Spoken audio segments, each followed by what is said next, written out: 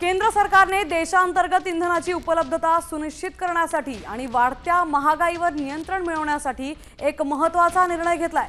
केंद्राने high speed डिझेलवर निर्यात शुल्क 24 रुपये प्रति लिटर आणि इन्फ्रासेस 36 रुपये प्रति लिटरने वाढवलाय। सरकारने याआधीही 26 मार्च रोजी डिझेलवर 21.50 प्रति लिटर आणि एटीएफवर 29.5 प्रति लिटर निर्यात शुल्क लावलं होतं। त्यानंतर आता दुसऱ्यांदा वाढ करण्यात आली आहे। डिझेलवरील निर्यात शुल्क 21.5 रुपयांवरून प्रति लिटरवर वाढवून 55.5 रुपये प्रति लिटर केलंय।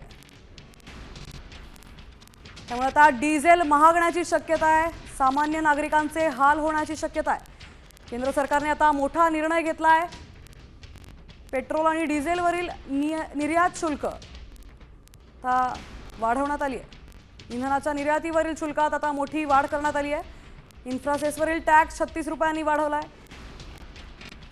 सामान्य नागरिकांना आता डिझेल घेताना चांगलाच महागाईला सामना द्यावा लागणार आहे।